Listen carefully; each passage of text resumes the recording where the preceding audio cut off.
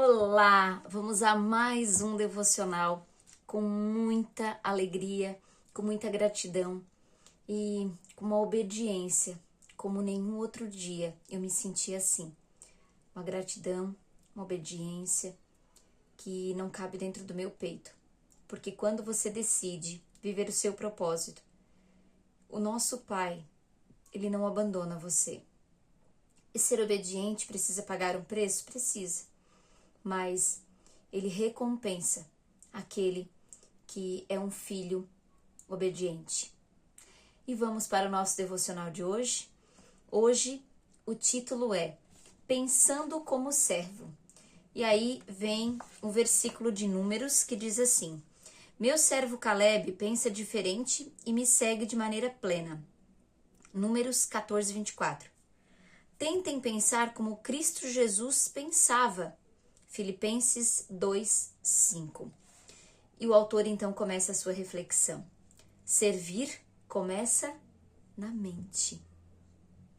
Servir começa na mente. Ou seja, mudança de mentalidade para que nós possamos servir com amor, com o nosso melhor, sempre, independente do tipo de serviço que nós prestamos, dentro da nossa casa, na nossa comunidade da igreja ou no nosso trabalho. Isso é o que Jesus pede que nós façamos. Ser servo requer uma mudança na maneira de pensar, uma mudança de atitude. Deus está sempre mais interessado no porquê daquilo que você faz do que realmente naquilo que você faz. Atitudes contam mais que realizações. O rei Amazias perdeu o favor de Deus porque fez o que era justo aos olhos do Senhor, mas não de todo o seu coração. O servo verdadeiro serve a Deus com uma mentalidade que consiste em 5 atitudes. Vamos para a primeira. O servo pensa mais nos outros do que em si mesmo. O servo concentra-se nas outras pessoas, não em si mesmo. Esta é a verdadeira humildade. Não pensar menos de si, mas pensar menos em si. Olha só, pensar mais de si do que em si. O servo é abnegado e Paulo aconselha: esqueçam-se de vocês o suficiente para estender a mão e ajudar. Esqueçam-se de você o suficiente. Ou seja, você precisa cuidar de você, olhar para você, para que você possa ajudar o outro. É isso que significa perder a vida, esquecer-se de si mesmo para servir os outros. Quando deixamos de nos concentrar em nossas necessidades, somos conscientizados das necessidades ao nosso redor. Por exemplo, eu só vou começar a fazer a minha oferta do dízimo quando sobrar dinheiro. Eu estou pensando em mim. Agora, eu vou pegar tantos por cento da minha renda e eu vou doar de coração. E aí eu estou pensando no outro. Eu não estou pensando somente nas minhas necessidades. Claro, nós sempre vamos ter necessidades, a gente sempre vai querer algo a mais. Então, se você não doar, estou dando um exemplo, mas isso serve para todas as áreas.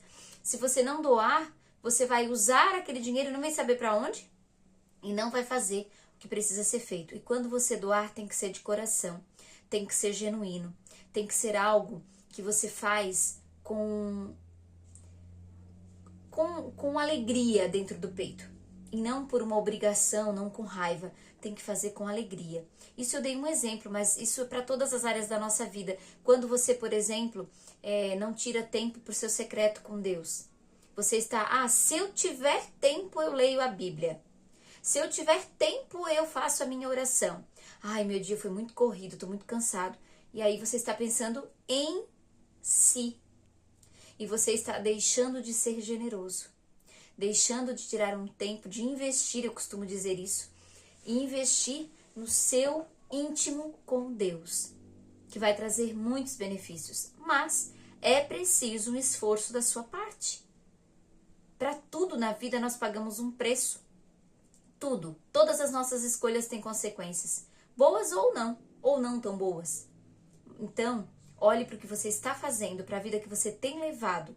É uma vida que Cristo se alegraria? É uma vida que Jesus diria, este é meu servo? Reflita sobre isso. E depois ele continua. Jesus esvaziou-se de si mesmo, tomando a forma de servo. Quando foi a última vez que você se esvaziou de você em benefício de alguém? Você não pode ser servo se estiver cheio de você mesmo. Somente quando nos esquecemos de nós é que fazemos coisas que merecem ser lembradas. Quando você não se coloca acima de tudo. Tem pessoas que se colocam até acima de Deus. Acham que são donos da verdade.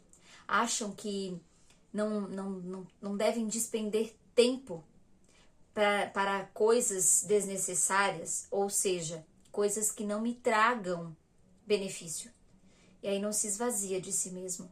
Não segue o exemplo de Cristo. Esse não é servo. E aí o autor continua. Segundo ponto. Servo pensa como administrador, não como proprietário. Aqui, antes mesmo de refletir, aqui você pode refletir, você que é mãe, quantas vezes você age como se fosse proprietária dos seus filhos? Quantas vezes? Você não é proprietária deles. Você, enquanto eles são pequenos, você administra a vida deles, tomando as decisões por eles. Mas você não é proprietária. Lembre-se disso. Ele precisa, quando crescer, precisa voar. Cada fase da vida dele, ele precisa ter responsabilidades. Você não é proprietária do seu filho. Lembre-se disso. E vamos lá. O servo está consciente de que todas as coisas pertencem a Deus. Tudo. Até a nossa vida pertence a Ele. Então, é melhor você tomar consciência e fazer o que precisa ser feito. Na Bíblia, o administrador era o servo encarregado de gerenciar uma propriedade. José foi esse tipo de servo quando prisioneiro no Egito. Potifar entregou-lhe a mordomia da casa. Depois, o carcereiro lhe confiou a prisão. Por fim, o faraó pôs a seus cuidados toda uma nação. O serviço e a administração caminham juntos, pois Deus espera que sejamos dignos de confiança nas duas coisas. A Bíblia diz, o que se exige de quem tenha essa responsabilidade é que seja fiel ao seu Senhor. Você está sendo fiel ao seu Senhor? A que Senhor você serve? A Deus ou ao dinheiro? Lembre-se disso. Depois ele continua. A Bíblia é extremamente clara. Deus usa o dinheiro para saber se você é um servo fiel. Foi por isso que Jesus falou mais sobre o dinheiro que sobre o céu e o inferno. Ele disse, assim, se vocês não forem dignos de confiança em lidar com as riquezas deste mundo ímpio, quem confiará as verdadeiras riquezas a vocês? Se você não fizer uma boa administração com o seu dinheiro e usar o dinheiro como seu Deus, você não herdará as riquezas dos céus. Você não herdará a abundância que Jesus fala no Evangelho de Mateus. A forma de você gerenciar o dinheiro afeta a quantidade de bênçãos que Deus derrama sobre sua vida. Dependendo de como você lida com o dinheiro, as bênçãos não chegam até você. Lembre-se disso, pense nisso e reflita sobre isso. No capítulo 31, nós mencionamos aqui, no dia 31, né? 2 tipos de pessoas, os construtores do reino e os construtores de riquezas. Ambos são bons em fazer os negócios crescerem, fechar acordos ou vendas e obter lucro, independentemente de quanto tenham alcançado. Mas os construtores do reino mudam as regras do jogo. Eles ainda tentam ganhar tanto dinheiro quanto for possível, mas fazem isso para distribuí-lo. Usam a riqueza para financiar a Igreja de Deus e a sua missão no mundo. Na igreja sede Lebac, temos um grupo de diretores de empresas e empresários que tentam contribuir para a melhor maneira. Por isso, costumam fazer doações na medida de suas possibilidades para promover o reino de Deus. Incentivo você a conversar com seu líder espiritual e iniciar um grupo de construtores do reino na sua igreja. É um desafio, não é mesmo? E aí, como você tem lidado com isso? Você é um construtor do reino? Você recebe as riquezas e você distribui? E não estou falando só em distribuir em doação. É na sua forma de servir. Quando você serve, você está servindo sem se interessar no dinheiro? Porque o dinheiro ele é uma consequência, ele é um resultado. Você não pode trabalhar pelo dinheiro. Você tem que trabalhar porque você gosta de fazer aquilo, porque você ama o que você faz, servindo com amor. E aí o dinheiro é um resultado. Se você lida com o dinheiro dessa forma para servir, você é abençoado com muitas riquezas. Agora, quando você usa o dinheiro pelo benefício próprio, sem olhar para o outro, as bênçãos, elas podem até chegar, mas de alguma maneira elas vão embora. Terceiro ponto. O servo medita sobre o próprio trabalho, não no que os outros estão fazendo. O servo de Deus não fica fazendo comparações, não critica nem compete com os outros servos ou com os demais ministérios. Está muito ocupado realizando a tarefa que Deus lhe designou. Isso é uma forma de vida, é uma escolha. Não se comparar, não comparar-se a ninguém, é uma escolha. Há tempos atrás, e não muito tempo, quando eu comecei o meu processo de desenvolvimento e de intimidade com Deus, eu fazia comparação. Eu cheguei à conclusão de que estava me bloqueando e eu não era boa o suficiente e eu não conseguia transmitir a mensagem que é a minha missão, por conta da comparação. Então, não se compare a ninguém. Só olhe para a sua missão e faça o seu melhor. É dessa forma que você vive como um servo de Jesus. E aí o autor continua. Não há lugar para ciúmes mesquinhos entre os servos. Quando você está ocupado servindo, não há tempo para ser crítico. Todo o tempo desperdiçado em criticar os outros poderia ter sido usado no ministério. Quando reclamou a Jesus que Maria não estava ajudando no serviço, Marta perdeu o coração de serva. O verdadeiro servo não reclama das injustiças, não sente pena de si mesmo, nem fica aborrecido com o que não servem.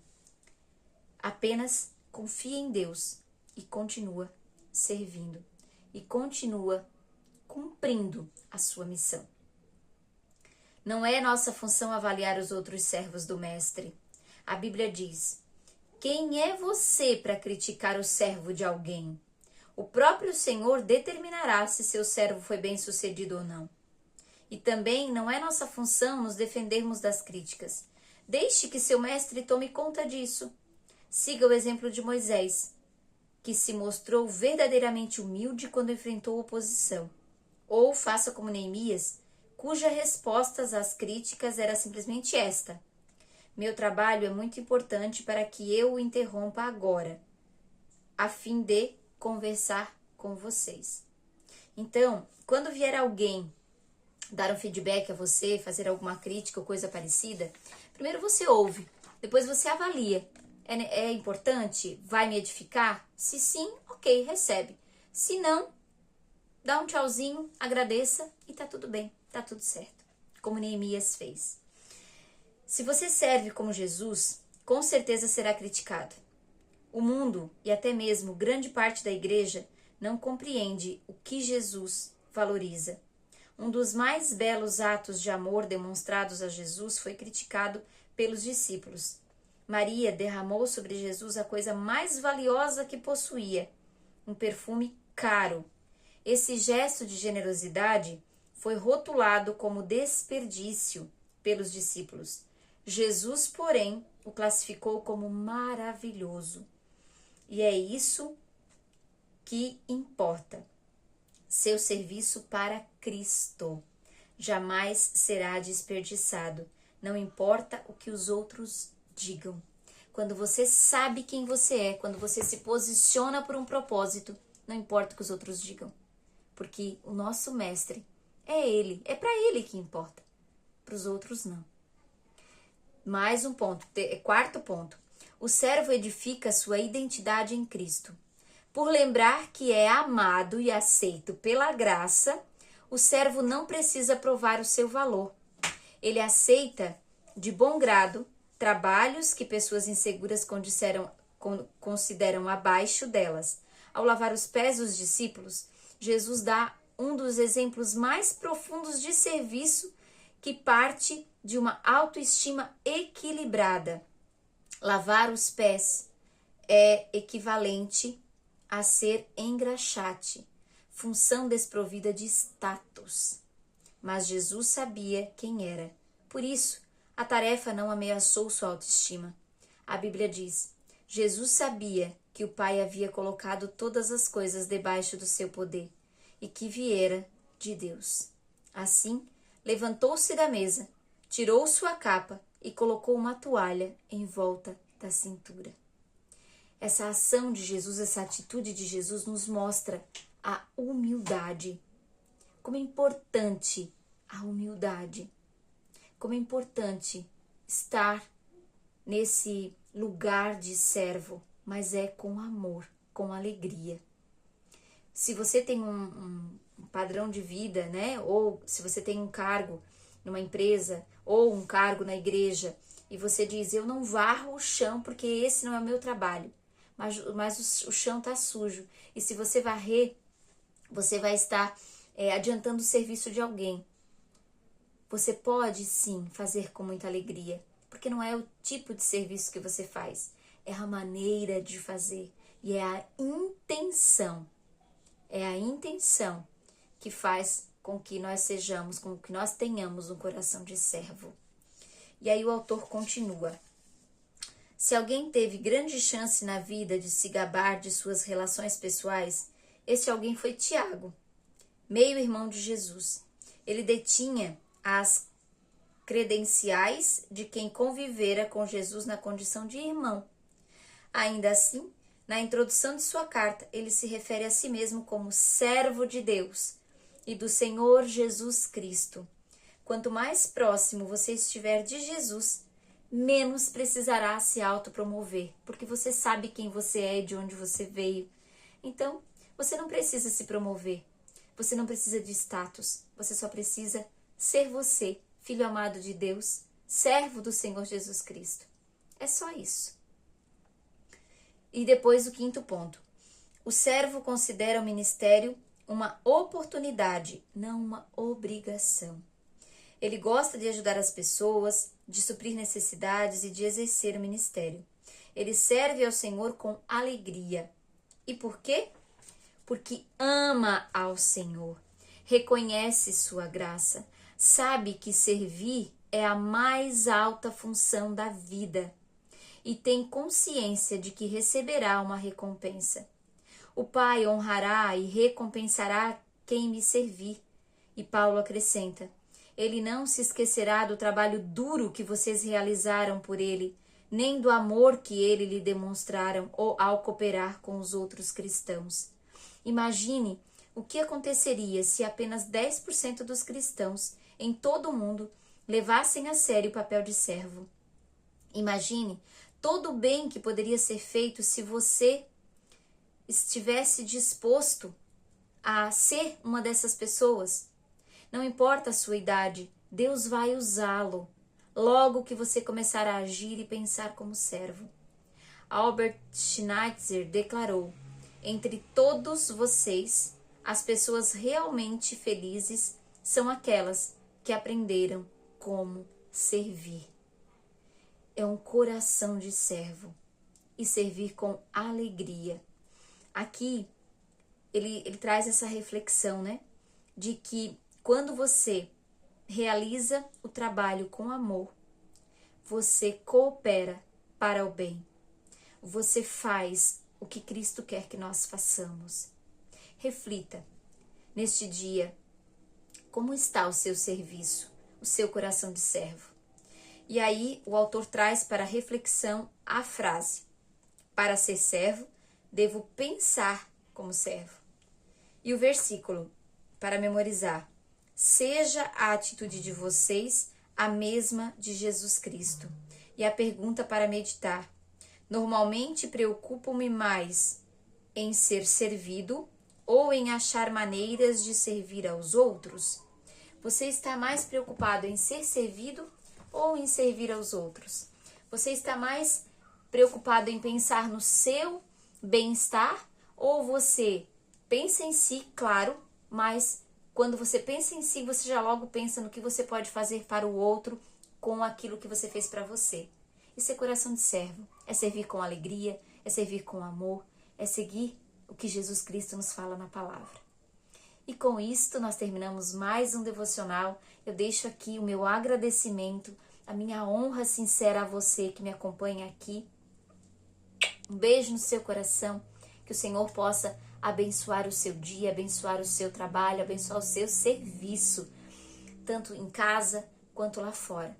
E assim eu profetizo que você, onde colocar a planta dos seus pés, vai levar a luz do Espírito Santo, para que quem encontrar com você seja servido como Jesus ensinou a servir. Um grande abraço e eu vejo você amanhã.